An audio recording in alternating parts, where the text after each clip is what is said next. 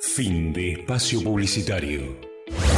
Radiovisión 650M. Sintoniza tu dial. Seguimos con toda la información en Cómo Amaneció Manabí.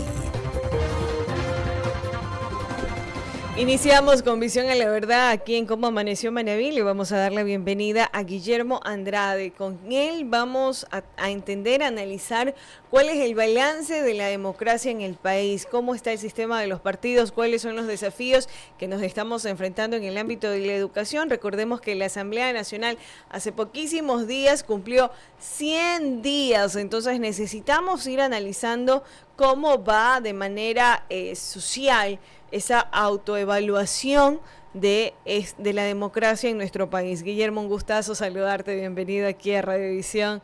Gracias por estar con nosotros y por aceptar unirte en este importante análisis.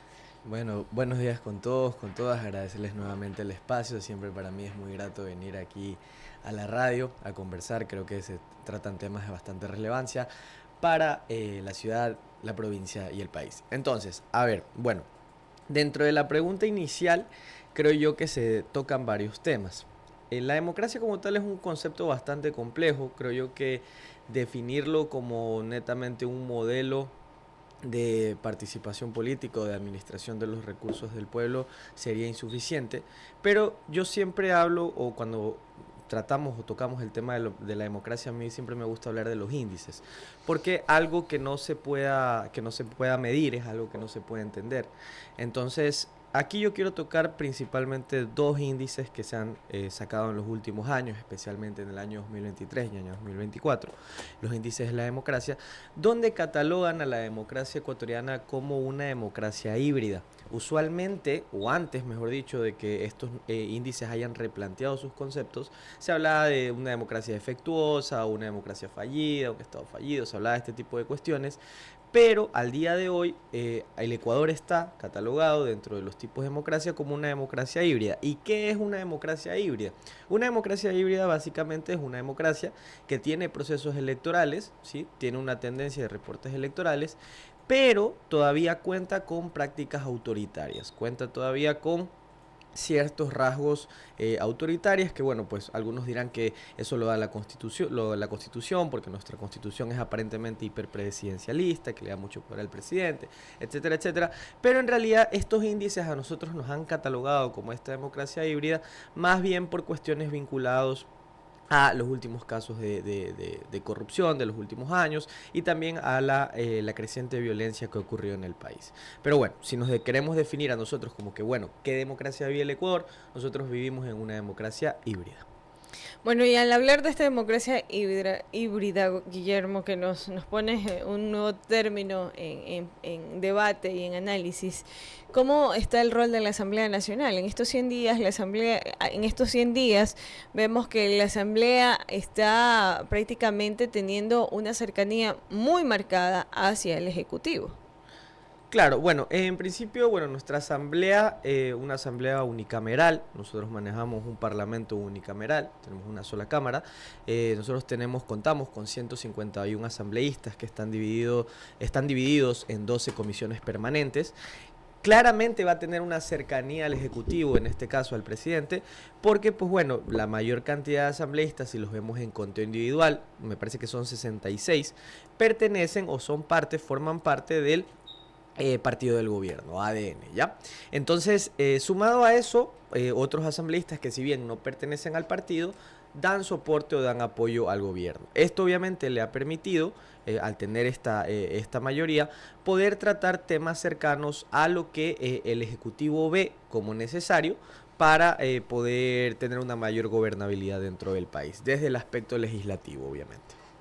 Pero hay críticas en respuestas al tema de la Asamblea sobre la capacidad que se está dando a las necesidades populares. ¿Cuál es la crítica? De que los señores asambleístas están gobernando desde su curul, pero que no están haciendo territorio, y como no conocen las realidades o las necesidades populares del pueblo ecuatoriano, se cuestiona mucho sobre la gran cantidad de leyes que se están activando o la gran cantidad de leyes que se están poniendo en palestra sin el debido contexto nacional. Bueno, en ese caso yo considero que tampoco se puede generalizar. Me parece que sí hay un grupo de asambleístas, bueno, creo que en nuestro caso más cercano, los asambleístas por Manabí, que sí han trabajado de manera cercana en el territorio. Se ha visto que incluso previo a realizar los procesos de campaña, ya venían trabajando con ello. Y creo que también depende del entendimiento que tenemos las personas por lo que hace un asambleísta. Recordemos que un asambleísta como tal no puede hacer una obra, si lo vemos de manera directa. Creo yo que en ese sentido la responsabilidad que tienen los asambleístas va más ligado, como usted ya lo mencionó, a las leyes que puedan pasar, a las normas o cambios en la Constitución que se puedan dar, para de esa manera favorecer a los intereses de las personas de sus diferentes provincias, de sus diferentes ciudades y demás. En ese sentido, obviamente, como digo, no puedo hablar de todos, pero asimismo como existen estos buenos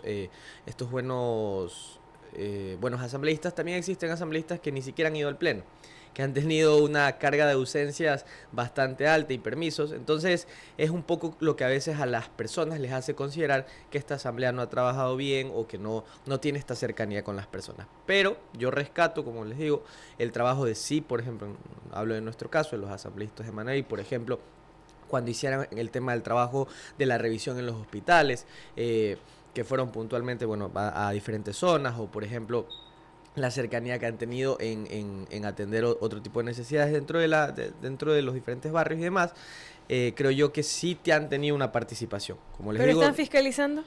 Dentro de los procesos de fiscalización se entiende que sí. De los más recientes, por lo menos que se han revisado, por poner un ejemplo, el caso de Progen, o por ejemplo en el tema de lo que está pasando ahorita con los hospitales, que ha vuelto a tocarse el tema dentro de esta revisión. Entiendo que obviamente van a tener diferentes participaciones. Por ejemplo, ahorita están en bastante lucha en la parte sur del país, especialmente en Azuay, con todo el caso de Quimsacocha y demás. Entonces, creo que dependiendo de la ubicación de dónde sale ese asambleísta, porque recordemos que no solo tenemos asambleístas nacionales, sino también tenemos asambleístas provinciales, pues bueno, han tomado diferentes agendas para trabajar y obviamente en apoyar al país, que a la final termina siendo su meta final. Guillermo, bueno, en este caso nos marcas de que sí se está haciendo un trabajo y que sí está cumpliendo la Asamblea Nacional en su capacidad para sostener o tener un discurso que prime el tema de la democracia. Ahora, ¿cuál es la calidad? Porque vemos que en la Asamblea Nacional tenemos una asamblea que hay dos partidos, el antigobierno y el que apoya al gobierno. No tenemos mayor presencia o mayor sistema de partidos en la asamblea. Algunos quedan como partidos bisagras, pero ya en su mayoría están totalmente debilitados. Claro, ese problema como tal yo no diría que le corresponde a la asamblea directamente. Eso creo que más le corresponde a la configuración de los partidos que nosotros tenemos a nivel del CNE. Recordemos pues bueno que dentro de nuestra configuración política nosotros tenemos los movimientos locales y los movimientos nacionales. El problema que yo veo que ha ocurrido desde hace muchos años, no es algo de hoy, algo que ocurrió desde hace muchos años, es que nuestros partidos en primer lugar nunca han tenido un proceso de formación. Hasta cierto punto yo me atrevería a decir que han sido nomás cuartos de alquiler, como les han dicho vulgarmente a muchos partidos, que han adquirido líderes que momentáneamente han tenido una cierta popularidad y les ha servido netamente como un mínimo de requisito para poder abordar las elecciones. El hecho de que estos partidos únicamente tomen una cara individual y no tengan una configuración de elementos del partido, sino que simplemente se visibiliza una sola cara, ya ha creado justamente esta sensación de que, pues bueno, los partidos no representan a nadie. A la final llega cualquier líder que momentáneamente tiene una cierta popularidad y entra de la nada a ser la cara principal de un partido. Entonces, este tipo de inconvenientes da a entender esta situación. Ahora, ¿qué va a pasar con el Ecuador? Estamos enteritos con el tema de la administración del gobierno, especialmente en la Asamblea Nacional. Se ve que la Asamblea está constantemente haciendo proyectos de ley, proponiendo leyes. ¿Cómo lo evalúas y cómo crees que vamos a finalizar con esta nueva Asamblea? Ya, usted mencionó una palabra muy importante, la calidad de la asamblea. En ese sentido se ha visto un trabajo mucho más avanzado, especialmente diría que con el énfasis que tiene el presidente de la Asamblea, Niels Olsen, se ha dado mucho este hincapié de, pues bueno, una asamblea que sí trabaja, que sí es participativa y demás, pero todavía creo que existen grandes fallos y creo que tiene mucho que ver con la consulta reciente que se va a lanzar a finales de año. Ya, que es en la redacción y la configuración de las leyes que quieren pasar. Porque ¿cuál es el problema? Si bien todas estas intenciones que tienen son muy positivas de aportar en temas de seguridad, en temas económicos, en temas del bienestar social, muchos de estos documentos han sido redactados de manera errónea, tanto a nivel jurídico como a nivel de redacción. Entonces, en ese sentido sí ha fallado un poco, ¿ya? Y sí creo que ha habido inconvenientes de esta asamblea de ser un poco más, no iría preparada la palabra correcta, pero tener cuidado con este tipo de situaciones para que, claro, cuando estas propuestas de ley o estas propuestas de reformas pasen por la Corte Constitucional, tengan, o sean revisadas por la Corte Constitucional, tengan un visto bueno. Bueno, otra cosa que también quería mencionar, que me parece también relevante, es los requisitos para uno poder ser parte dentro de esta asamblea. Porque ¿cuál es el problema? Claro, si uno ve en los otros espacios dentro del Estado, dentro de la administración pública, se exigen un montón de requerimientos. No sé, que la persona tenga un cierto grado de nivel de estudios, que la persona haya pasado por un tipo de nivel de experiencia. Cosa que en la asamblea, por ejemplo, uno cuando más contar con la mayoría de edad y con uno que otro ciertos requisitos, no tener ciertas limitaciones, ya puede formar parte de este proceso electoral y ser autoridad, o formar parte dentro de esta asamblea, mejor dicho. Entonces, eso también son configuraciones que a mi parecer, se deberían dar dentro de estos procesos electorales para obviamente tener una mejor calidad en conjunto, con una mejor relación y con un mejor sistema de partidos que no sea únicamente un espacio de alquiler para líderes momentáneos. Ya, creo que con esos posibles cambios se podría tener un mejor trabajo tanto para el país como para el aparato legislativo. Y sabes que el tiempo te da la razón, y aquí vuelvo a tu entrevista que la vez pasada hablábamos sobre que las consultas populares son mecanismos de participación ciudadana y que no había que mezclar en las preguntas. Observamos de que la Corte Constitucional aprobó 4 de las preguntas y 4 rechazó. Entonces, ¿cómo consideras estas 4 preguntas? O sea, ¿cuál es el tema que aborda los temas más relevantes en el tema de la enmienda constitucional? Ya, en ese sentido, como recuerdo muy bien el tema de la última entrevista, la preocupación más grande es el tema de la seguridad. Creo que dentro de este proceso de unificación de materia, porque la cuestión aquí es que tú no puedes incluir dentro de una reforma cuestiones que vinculen a temas económicos, otras que vinculen a seguridad, otras que vinculen, no sé, a ciertos otros aspectos jurídicos y demás. Me parece que con una preocupación mayor, y nuevamente yo me acuerdo que en ese entonces mencionaba bastante el tema de la reforma parcial, se podrían haber dado cambios poco más sustanciales en ese sentido. Creo yo que nuevamente aquí el error no va en decir, pues bueno, qué tanto es nuestra barrera la Corte Constitucional, porque al final la Corte Constitucional simplemente termina siendo una institución que revisa que la Constitución se cumpla o que no sea afectada como tal. Entonces yo creo que el gobierno debería replantear un poco la configuración de esa narrativa, no tratar de posicionar eso y más bien atender de otra manera, mediante su bancada, que es bastante fuerte y bastante preparada, mejores procesos para la mejora del país. Ahora, la mayor preocupación es que, por ejemplo, ya el presidente dio una nueva fecha para este referéndum y también está el tema de las bases militares. Pero, ¿cuántas preguntas? Solamente 4. ¿Cómo hablamos con el tema del gasto de la consulta? O sea, ya a partir de esto, ¿cuántos millones se van a destinar para consultarle a los ecuatorianos solo 4 preguntas?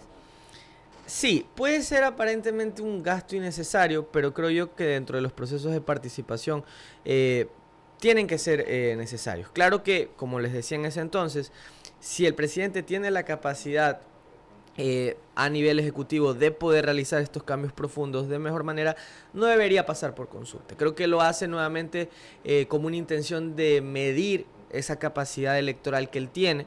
Ya, me parece una jugada atrevida, pero hasta cierto punto válida, pero se podría dar mediante otros mecanismos. Ya es un gasto, como usted menciona, que quizás se podría evitar, pero que él, en su intención de validar o legitimar sus decisiones, llama a esta participación de la ciudadanía. Guillermo, este tema es muy interesante y aquí hay que hablar sobre, por ejemplo, el- la importancia del sufragio y de las decisiones críticas para el país. ¿Qué le dirías especialmente al público que va a sufragar? Porque es un público joven y que quizás no se va a tomar el tiempo de ir analizando las preguntas con sus anexos. Ya, a ver, aquí también quiero mencionar otro tema importante. Muchas veces se habla de que las personas en general somos apolíticas o que en el país no nos interesa la política y demás. Aquí yo creo que hay un grave error dentro de este entendimiento. Todas las personas, todos, absolutamente todos, desde las decisiones que tomamos, las preferencias que tenemos, todos tenemos una ideología, todos tenemos un criterio, una forma de pensar dentro de ello. Muchas veces el inconveniente o lo que ha pasado es que se ha asociado al proceso político, al proceso de toma de decisiones a nivel público como algo que tiene que ver únicamente con los partidos. Creo que cuando nosotros nos sacamos esa idea o nos quitamos ese preconcepto erróneo, empezamos a analizar de mejor manera diferentes propuestas, situaciones que ocurren dentro del país. Creo yo que hay bastante que analizar, igual hay que, como les digo, ser bastante críticos en ese sentido, pero lo primero que hay que entender es que todos como tal sí tenemos una ideología y todos como tal sí tenemos una incidencia o una participación dentro de lo público. Mencionabas lo del Consejo Nacional Electoral. Ellos actualmente están en contrarreloj, están en un proceso electoral obligatorio donde les hace falta también revisar el tema de la constitucional de la convocatoria al referéndum, donde son ellos quienes deberían definir si la fecha y la hora, pero ya la decidió el señor presidente de la República. Entonces, ¿podrá o no podrá el Consejo Nacional Electoral cumplir y estar preparado ya para el 30 de noviembre? Yo sé que es una pregunta que no me lo vas a responder porque ya es un tema técnico propio del Consejo Nacional Electoral, pero sí está sí está en cada uno de nosotros, porque los tiempos se acortaron. Estaba para diciembre, que igual era muchísimo pronto. ¿No será una especie de apresurarnos el tratar de medir esa aceptación política, si es lo que se busca por parte del gobierno, no nos generaría o no nos cobraría factura a los ecuatorianos? Sí, la verdad, como habíamos mencionado también en la entrevista anterior, ya para diciembre era poco tiempo. Ya para diciembre era poner a trabajar a contrarreloj, no únicamente por el tema de la logística, porque al final me parece que el CNE sí tiene un aparato suficiente para desplegar las diferentes responsabilidades que tiene, bueno, en las diferentes ciudades del país, sino también por la reacción y posible revisión que tiene que realizar el departamento jurídico o la parte legislativa dentro del gobierno. Entonces, porque recuerden que después a la revisión de la Corte Constitucional, me imagino que puertas adentro también el gobierno realizará su propia evaluación. Entonces, si aún así con todas estas cuestiones se vuelve a dar una fecha de corte incluso anterior a la inicialmente propuesta, se complica, claro, mucho más para el país. Guillermo, este tema, hacer un balance, ir entendiendo sobre a nivel social, como experto, como catedrático, nos permite ya comprender un poco más. Ahora, hay muchísimas cosas que se están dando a nivel nacional. No quiero entrar en tono con la parte de la seguridad, porque por eso recibimos la visita del representante de los Estados Unidos, Marco Rubio, y todo lo demás. Pero sí quiero mirar hacia otro escenario que no es salud, sino en el tema de educación, y hacia allá es tu rama. ¿Qué está pasando actualmente en el sistema educativo del país? Por ejemplo, hay muchísimas cosas que nos generan preocupación. Lamentablemente, la semana pasada una adolescente que iba a ingresar a la unidad educativa fue objeto de un hecho delictivo. Pero más allá de esto, después de las declaraciones de él, vemos que, por ejemplo, en Puerto Viejo a un estudiante se lo encontró con un arma en su mochila, un arma de fuego. ¿Y qué pasa con las instituciones educativas si fortalecer la seguridad? Veíamos a la señora ministra de Educación, Alegría Crespo, que ya habían destacado de que la Policía Nacional va a ingresar a las unidades educativas. Entonces, más allá de las acciones de seguridad, es enfocarnos en el punto de la educación y hacia dónde nuestros chicos están mirando, por ejemplo. Ya, aquí pueden haber diferentes criterios respecto a esta problemática. Claramente el tema de la seguridad, como se incrementó en gran medida la inseguridad dentro del país, ha permeado diferentes áreas dentro del ámbito nacional, no únicamente pues bueno, lo que vendría a ser lo vinculado a la seguridad, sino también aspectos políticos, en la salud, también pues bueno, la educación, o por ejemplo los planteles educativos no han sido exentos de esta problemática. ¿Cuál es la situación aquí? Aquí hay dos puntos importantes. Primero, entender que los centros educativos y las instituciones educativas a la final son espacios donde los niños, adolescentes y demás personas llegan a instruirse o llegan a participar de manera social para obviamente mejorar sus cuestiones formales dentro del aprendizaje y demás. Pero creo yo que aquí hay un aspecto que se está descuidando y es el aspecto de la familia. Porque, a ver, si se entiende que dentro de la configuración de los valores de una persona, la manera más cercana que tiene una persona para entender este proceso de valores, de comportamientos y demás es la familia, se le está dando una responsabilidad que a mi parecer o a mi criterio no es únicamente del plantel educativo. A la final sí, el plantel educativo es el espacio donde los niños adolescentes pasan la mayor cantidad de tiempo, pero no tiene esa obligación directa de trabajar en aspectos como valores que a mi parecer la familia sí lo tiene. Y aquí hay algo que nuevamente se linkea mucho al tema de la seguridad y es el aspecto económico. ¿Por qué? Justamente recién veía, y esto es algo que espero equivocarme, nos va a traer problemas en un futuro cercano, es la cantidad de personas o la cantidad de estudiantes que han pasado del sistema educativo privado al sistema educativo público. Ya sea por diferentes motivos, porque las familias ya no pueden hacerse responsables de esa inversión o porque ya no pueden pagar las matrículas, lo que sea, pero eso va a ser un problema. Esa transmisión de una nueva cantidad de estudiantes que no estaba prevista, porque al final termina siendo una especie de falla de mercado, le digo yo, ya va a generar un nuevo esquema dentro de los planteles públicos que a mi parecer, no sé si el gobierno ya lo está preveyendo o está tomando medidas antes de que ocurra este problema, pero sí va a generar una diferencia. Entonces, no solo es la cuestión del tema de la seguridad, que como les digo, ha permeado o lastimosamente estos tentáculos de las mafias y demás, de las bandas, ha llegado a diferentes espectros, sino también que hay esta nueva problemática, como les digo, de toda esta cantidad o este grupo grande de estudiantes que se han pasado del sistema privado al público y ver si el sistema público tiene esa capacidad de atenderlos no solo a nivel educativo, sino darle las condiciones de un ambiente donde puedan participar de manera correcta.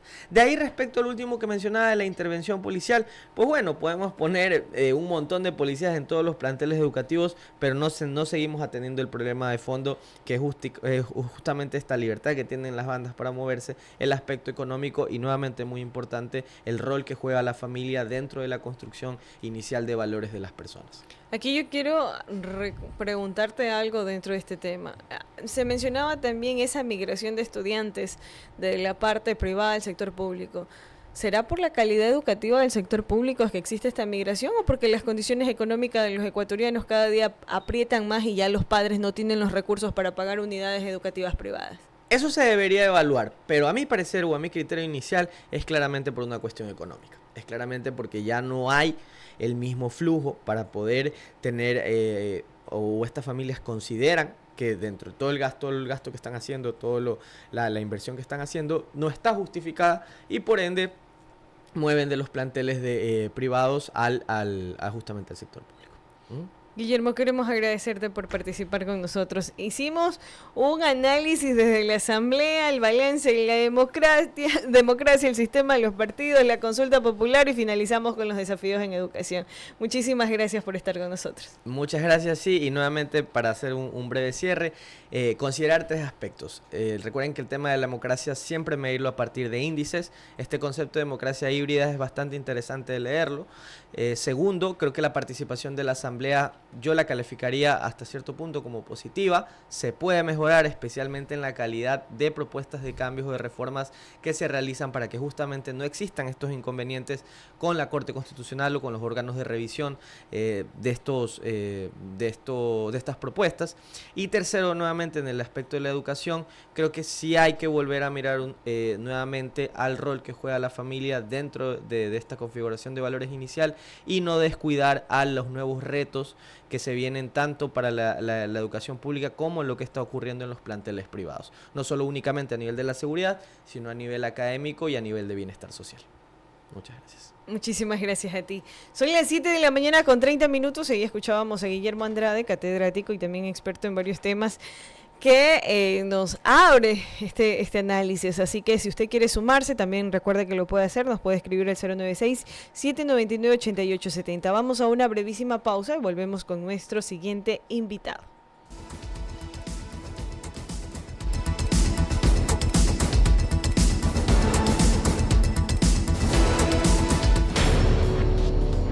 Ya regresamos en Cómo Amaneció Manabí. Inicio de espacio publicitario. Casa Rosada, un auténtico tesoro